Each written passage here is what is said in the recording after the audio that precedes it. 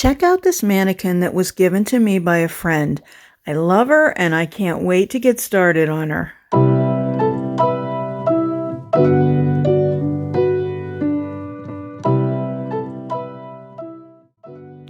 She needed a little repair and a lot of cleaning. This is Isabel, and she is really doing the dirty work. She vacuumed her and she tore off the fabric that was covering her so we could get down to that substrate that's just sort of like an MDF or a particle board. And I am gluing with Gorilla Glue where that tore off, and I'm just lining it up and gonna use some clamps. I'm using a larger clamp so I get the whole surface, and I'm using two so that I keep the shoulder part lined up during the drying time.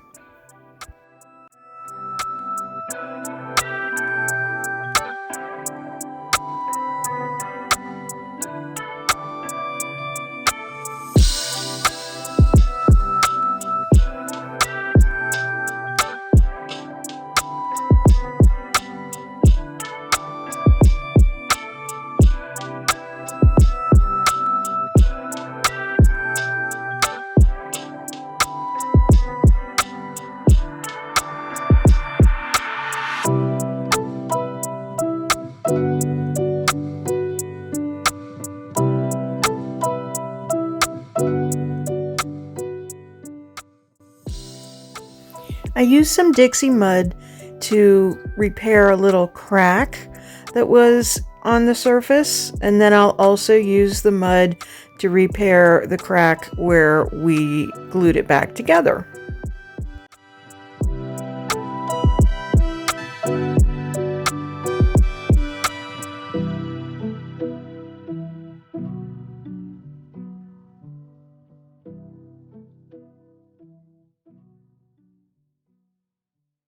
This is the most fun part of this project. Well, maybe not.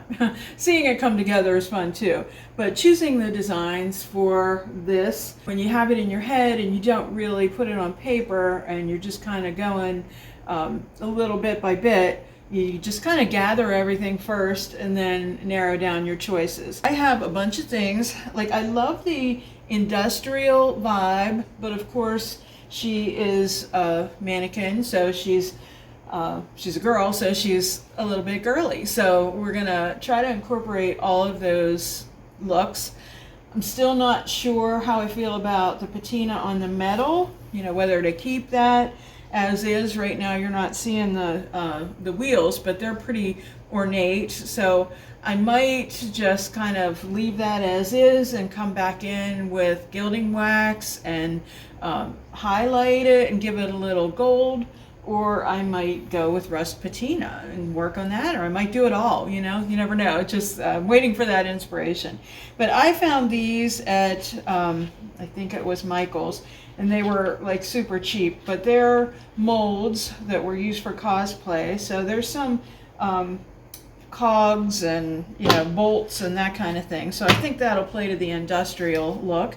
And then I've pulled a bunch of Iron Orchid Designs molds. There's Angel. I don't know whether maybe she might fit here.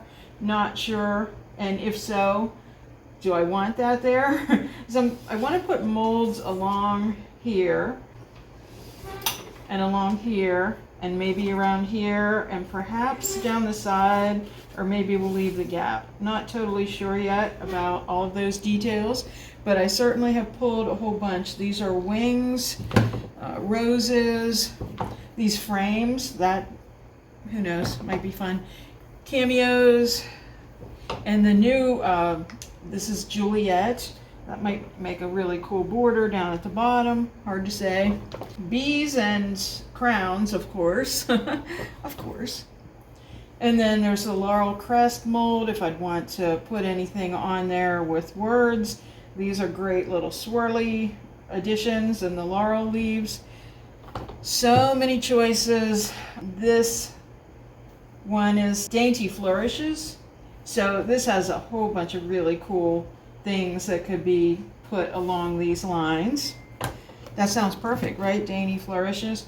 And then also one of the trimmings molds. This is trimmings 3. I always love that design. Then I definitely want to decoupage and use some transfers. So I have a whole bunch of things pulled out. And again, I might just have to narrow my choices. But this is the brocante transfer set. I have 2 of these that have different parts that have and haven't been used. This is from the ephemeral melange. I feel that's kind of perfect. This I'm unsure of, but this is the Milo's pages. I'm not sure how eggs would fit, but perhaps butterflies, florals. I think I may have used those though. So we'll see. And again, another of the brocante, and I think she's in this one. Yeah, and the Eiffel Tower, you know, Paris design. The florals, the painterly florals, I just love the roses in here, so I have a feeling that these are going to show up a lot on here. So again, I want to play into industrial as well as feminine. So this is something I definitely want to use. Loving this. This is recycled decoupage paper. And I like this down here, the garden seeds part. I think that industrial part kind of want to keep up here, perhaps down here, I'm not sure. This is JRV decoupage paper. I have all kinds of stencils. There's some more decoupage paper from Dixie Belle, all kinds. And this is something that I got locally it's actually a placemat, but I've used it before for decoupage because they're really cool designs. I am thinking this might be cute on her butt. So I would kind of tear around it. So we'll see. I feel like that's a definite maybe. I love this one too, A Tribute of Love. So we'll see. This is another little scrap of JRV paper. Just feel like that needs to show up somewhere. Here's a Dixie Belle scrap too. I think that one's pretty. So yeah, that's what I'm looking at here. All kinds of things to choose from. So let's get started. I start with the bicycle and I cut around the outside of the shape. And I probably could have skipped this step, but I thought it might make it easier for this step, which was tearing close to the edge of the shape.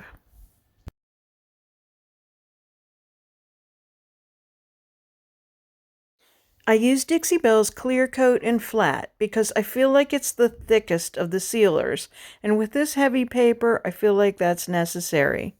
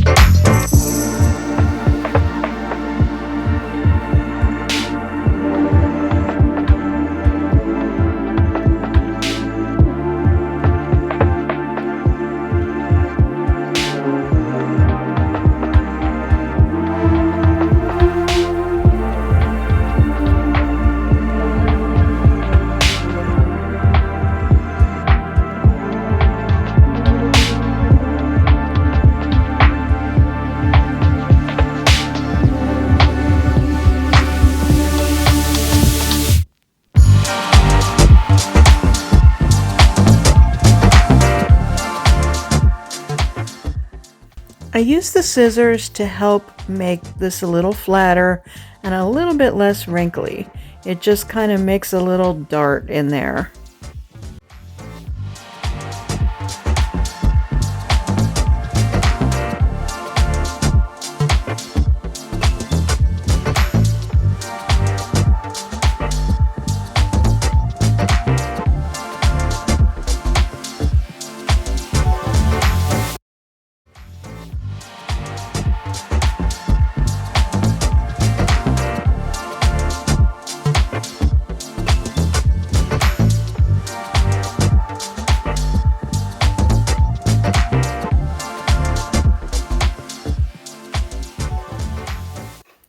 I continue with my other placemat, and because this is heavier paper, with this and also the bicycle, I did wrinkle it first. I felt like that kind of broke down the fibers in the paper, made it a little more easier to manage.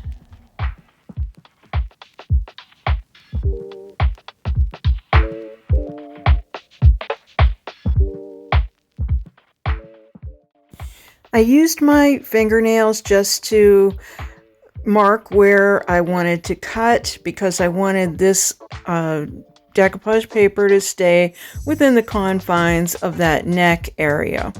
I also use the scissors at the top to sort of just put some little marks in there so that it'll just lay down a lot easier.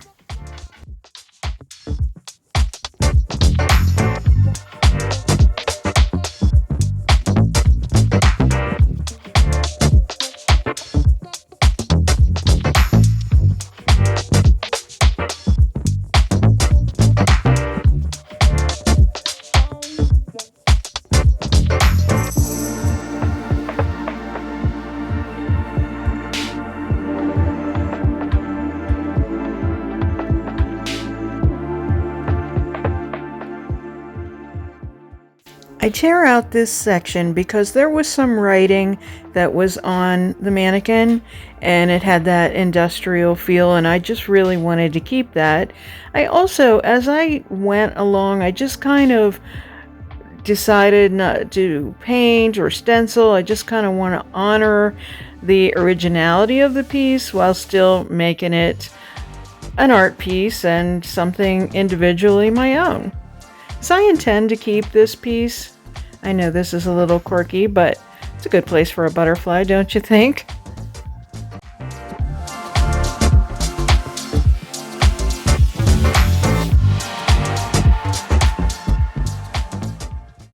I make sure to cut in any places where the paper overlaps a seam, an open seam, especially one that's wide like that. Some of them were covered, but they were closer together. I begin to use some transfers on top of both the raw surface and also over some of the decoupage, and of course after it was good and dry. And here's an example when your transfer doesn't completely come off. Just lay it back down. It's no big deal. And by all means, this piece does not have to be perfect. If there are any cracks in the transfer, I'm okay with that.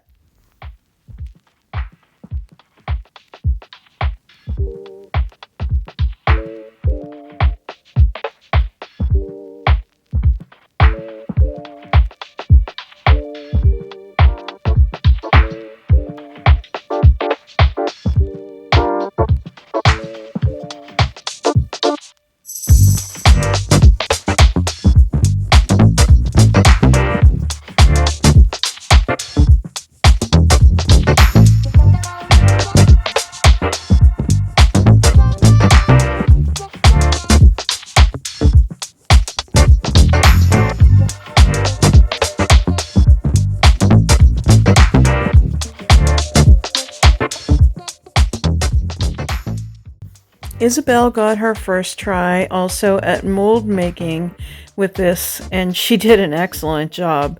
So I showed her how to fill the mold. After dusting it with cornstarch, we used the air dry clay and then I showed her how to unmold it, and everything came out just great. Some of the more delicate molds cracked a little bit or came apart, but that's okay. I just kind of glued them on as I went, so it was no big deal. I used Tight Bond Thick and Quick, which was perfect for this situation because it didn't want to slide down. It was good because I got the glue the whole way to the edges by using this brush. Somehow I still managed to get glue all over my fingertips, but that's fun to peel anyway. So but I started by centering this in the middle.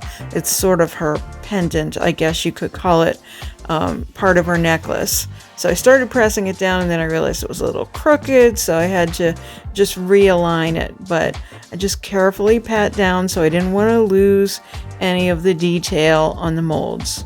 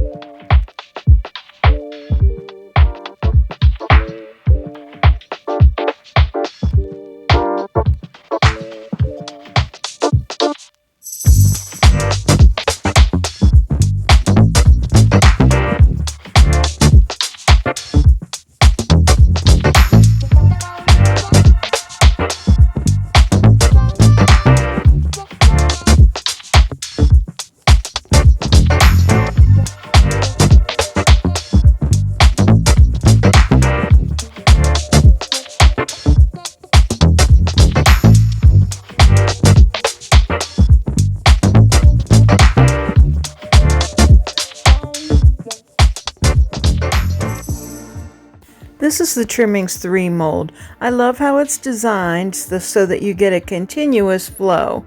It just is cut so that it blends into the next. I think that's a really good feature on this mold.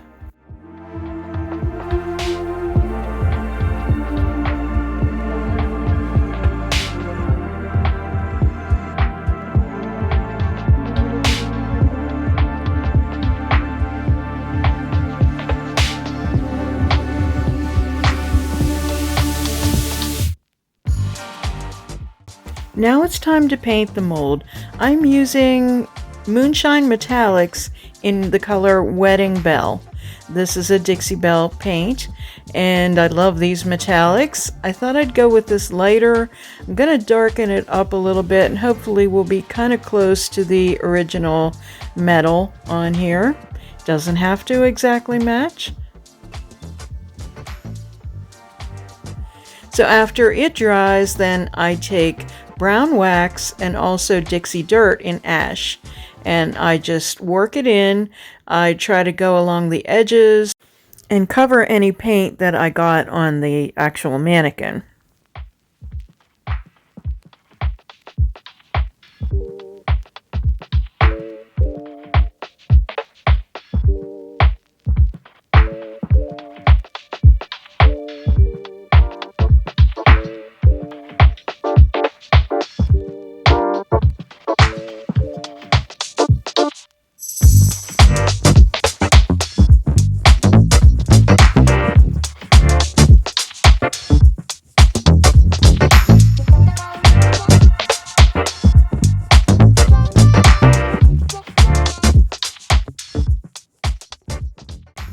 Lastly, I take gilding wax in bronze and go over all of the details on the molds.